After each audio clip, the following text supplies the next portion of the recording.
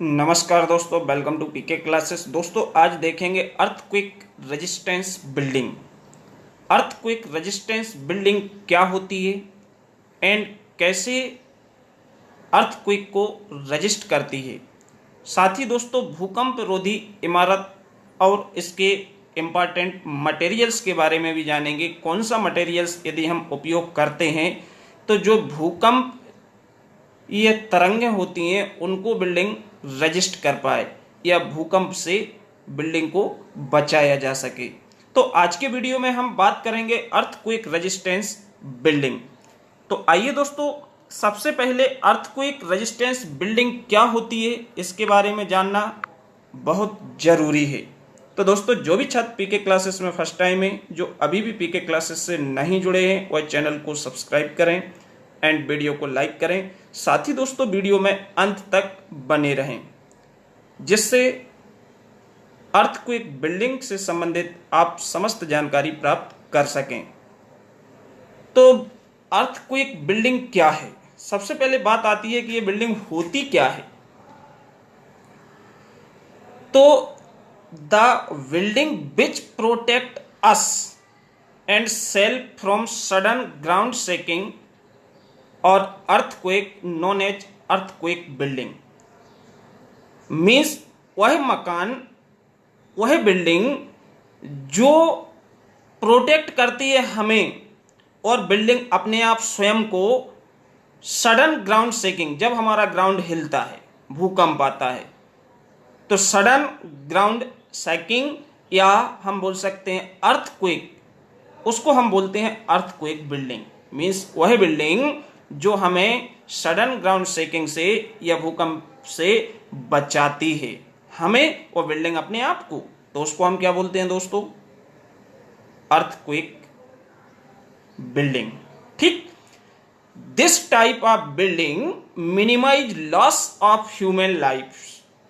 इस प्रकार की जो बिल्डिंग होती है, भूकंप रोधी बिल्डिंग होती हैं, ये क्या करती हैं? लोगों की या जन हानि को क्या करती हैं? कम करती हैं। एंड स्ट्रक्चरल जो डैमेज होता है, हमारी बिल्डिंग खराब होती है, वो भी नहीं होगी।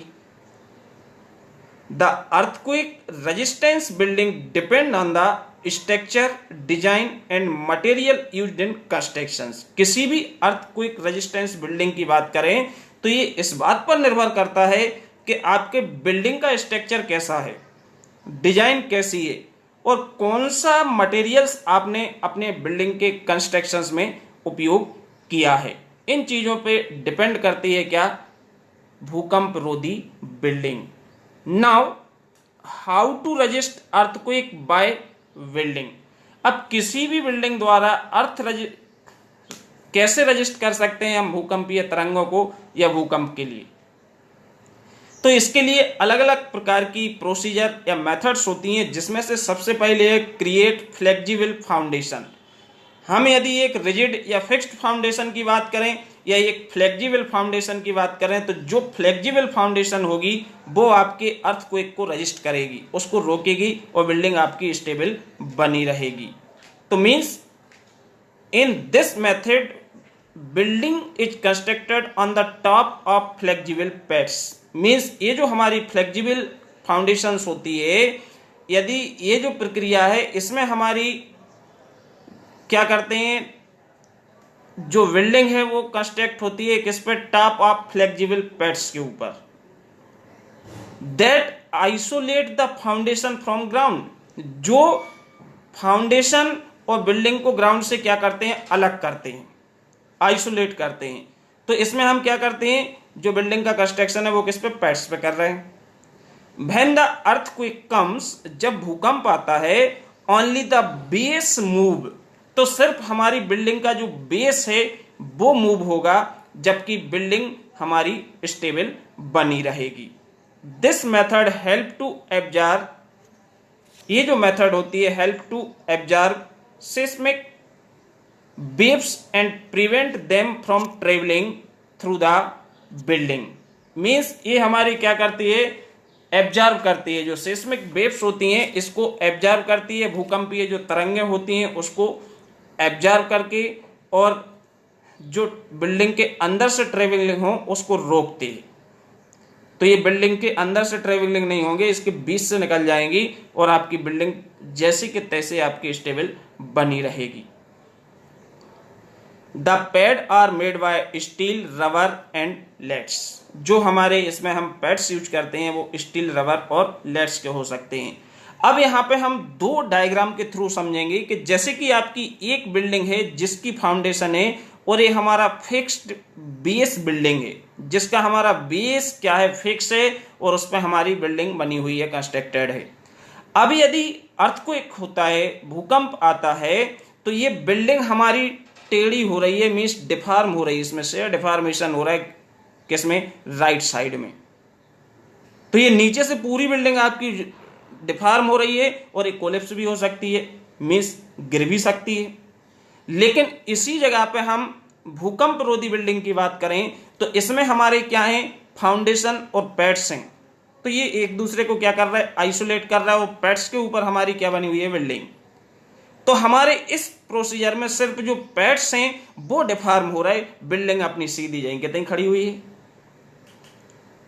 तो ये जो बिल्डिंग है ये क्या है, भूकंप रोधी बिल्डिंग है। तो आपको ये ध्यान रखना है, इसमें हम आइसोलेटर का उपयोग करते हैं, पैड्स का यूज करते हैं जब हम भूकंप रोधी बिल्डिंग का कंस्ट्रक्शन करते हैं, और हम इसमें फिक्स्ड बेस बिल्डिंग नहीं बनाते। क्लियर। अब सेकंड मेथड्स जो है इसकी, काउंटर फोर्स विद डैम्पिंग। अब डैम्पिंग आपने देखा है कि जो हमारा सस्पेंशन सिस्टम होता है, सस्पेंशन सिस्टम में जो भी फोर्स आता है वो डैम्पर हमारा उसको क्या करता है, रजिस्ट कर लेता है। तो हम इसमें यदि डैम्पर लगा दें कि फोर्स आया तो वो आपकी कंप्रेस हो गई या ऊपर लिफ्ट कर गई, तो नीचे से आपका भूकंपीय जो तरंग है वो निकल जाए, पास हो जाए। या बिल्डिंग आपकी डिफॉर्म हो रही है भूकंप के दौरान, तो वो उसको प्रेशर होगा और वापस से फोर्स करेगा तो बिल्डिंग आपकी वापस सीधी हो जाए। जैसे कि आपका सस्पेंशन में होता है, इंपैक्ट लोड आता है, गड्ढे में गिरती गाड़ी, कंप्रेस हो जाते हैं सस्पेंशन के स्प्रिंग, फिर वापस एक्चुअल पोजीशन में आ जाते हैं। इन दिस मेथड भी यूज शॉक एब्जॉर्बर। जैसे कि हमारे कार वगैरह के सस्पेंशन सिस्टम में, बाइक्स में शॉक एब्जॉर्बर यूज करते हैं। इस प्रक्रिया में counter force with damping method के थ्रू भी हम इसमें क्या करते हैं, शॉक एब्जॉर्बर का यूज करते हैं, similar to car suspension. The shock absorbers reduce the shock waves magnitude and reduce pressure on the building। ये हमारे क्या करते हैं, जो बिल्डिंग पर प्रेशर आता है एक तो इसको घटा देते हैं, और जो शॉक वेव्स होती हैं, तरंगें होती हैं, उसको भी क्या है, बदल देते हैं या रिड्यूस कर देते हैं। This methods use dampers at each level of A building between column and beams. Means ये जो मेथड होती है ये बिल्डिंग के ईच लेवल पर हम इसको क्या कर सकते हैं, यूज कर सकते हैं डैम्पर्स का।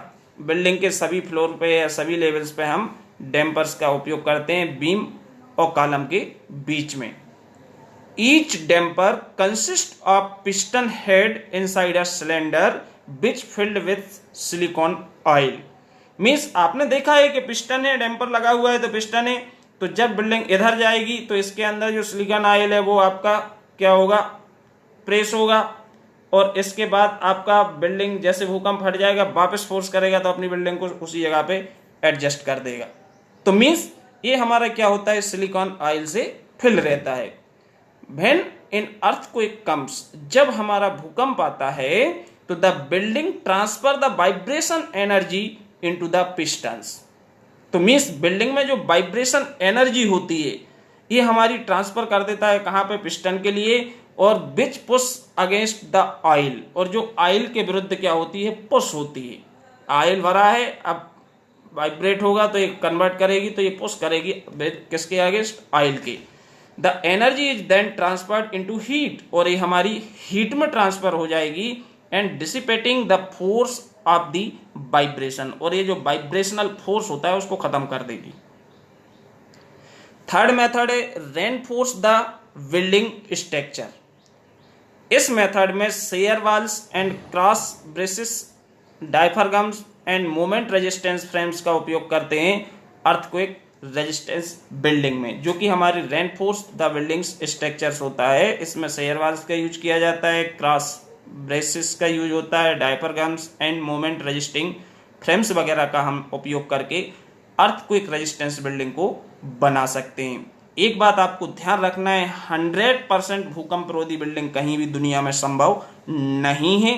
हम सिर्फ सेफ्टी पर्पज से कि कुछ हद तक हमारी जो बिल्डिंग्स है वो भूकंप को झेल सके, रजिस्ट कर सके। तो एक हम फिक्स्ड बेस बिल्डिंग की बात करेंगे तो वो बहुत जल्दी डैमेज हो जाएगी भूकंप आने पर, और एक हमारी अर्थक्वेक बिल्डिंग होगी तो वो काफ़ी समय तक सेफ रह सकती है और होल्ड कर सकती है। तो हम जन हानि को कम कर सकते हैं। आप सोचो 100% ऐसी कोई बिल्डिंग दुनिया में बनी कि जो कितना भी भूकंप आ रहा है 5 मिनट तक आ रहा है और सेफ रह जाए, तो संभव नहीं होता है। ठीक, नाउ अर्थक्वेक रेजिस्टेंस मटेरियल्स। इसमें अब अर्थक्वेक रेजिस्टेंस मटेरियल्स जैसे कि हम देखें तो स्ट्रक्चरल स्टील होती है, इसका उपयोग करते हैं। Would, bamboo, memory alloy and innovative materials. Means ये कुछ मटेरियल्स हैं आपके जिसका उपयोग हम भूकंप रोधी बिल्डिंग्स में करते हैं। For material to resist stress and vibration it must, जो मटेरियल हमारे रजिस्ट करते हैं स्ट्रेस एंड वाइब्रेशन को, it must have high ductility.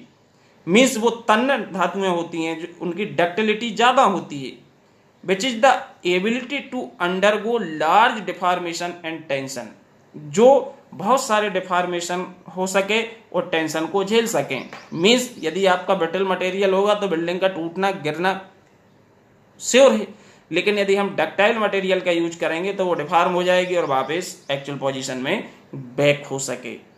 तो modern buildings are constructed with structural steel, a component that comes in a variety of shapes and allow building to bend without breaking। Means बिना टूटे हुए जो हमारी structural steel होती है, आज जितनी भी बिल्डिंग्स का हम कंस्ट्रक्शंस करते हैं स्टील का यूज करते हैं, स्ट्रक्चरल स्टील के बिल्डिंग डिफॉर्म हो जाए लेकिन गिरे ना, कोलेप्स ना हो, तो इससे हम लोगों को बचा सकते हैं, सेफ रख सकते हैं। ठीक, would is also surprising ductile material due to the high strength relative to its light weight structure। जो वुड होती है इसका स्ट्रक्चर तो हल्का होता है, लाइट वेट होती है, हल्की होती है, लेकिन ये डक्टाइल भी होती है और इसकी स्ट्रेंथ भी ठीक ठाक होती है। तो इसका भी हम भूकंप रोधी बिल्डिंग में उपयोग करते हैं।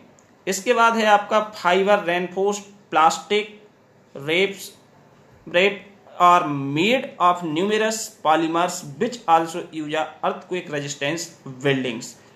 मीन्स इसमें हम फाइबर रेनफोर्स्ड प्लास्टिक का उपयोग करते हैं जो हमारे पॉलीमर्स वगैरह से रेसे से बने होते हैं, और इस जो इनोवेटिव मटेरियल होते हैं, जो न्यू रिसर्च हो रहा है, इनोवेशंस हो रहा है, इसमें भी हमारे काफ़ी मटेरियल्स आजकल मार्केट में उपलब्ध हैं जिनका उपयोग करके हम अर्थक्वेक रेजिस्टेंस बिल्डिंग को बना सकते हैं। आज की वीडियो में इतना ही। नेक्स्ट वीडियो में हम फिर मिलेंगे एक नए क्वेश्चंस के साथ। वीडियो देखने के लिए आप सभी को बहुत बहुत धन्यवाद। Thank you.